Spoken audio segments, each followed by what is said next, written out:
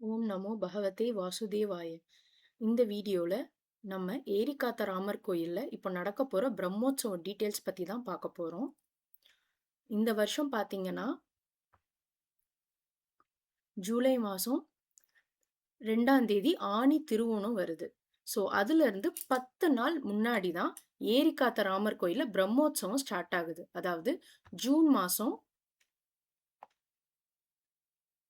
24ஆம் தேதி அங்க பிரம்மோற்சவம் ஆரம்பிக்குது.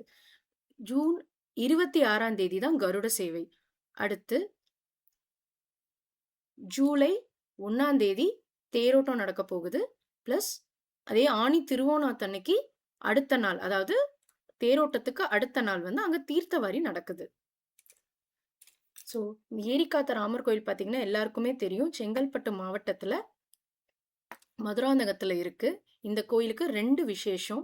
இங்கே தான் வைணவ ஆச்சாரியார் ராமானுஜருக்கு அவங்க குருவான பெரிய நம்பிகள் அவர்களிடமிருந்து அவங்க பஞ்ச சம்ஸ்காரம் வாங்கினாங்க. அது ஒரு சிறப்பான அம்சம் இங்க. ப்ளஸ் அடுத்தது என்னன்னா, இந்த கோயில் இந்த பேர், அதாவது ஏரிக்காத்த ராமர், இந்த பேர் வர்றதுக்கான காரணம் வந்து 1795ல மதுராந்தகம் ஏரி வந்து பெருமழையால உடைஞ்சு ஊர்ல ஒரு பேரழிவு வர மாதிரி அங்க அமைஞ்சிருந்தது.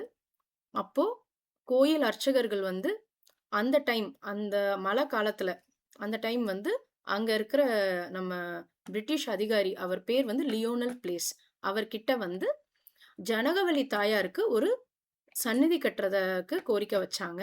ஸோ அப்போ அந்த மழை காலம்னால அவர் வந்து இந்த ஏரியை உடையாம இந்த மலையில இந்த ஏரி உடையாம இருந்தா நான் கட்டித்தரேன்னு அவர் சொல்லியிருக்கிறாரு. அன்னைக்கு நைட் வந்து பயங்கரமான மழை, கிட்டத்தட்ட ஏரி உடையிற சுச்சுவேஷன்.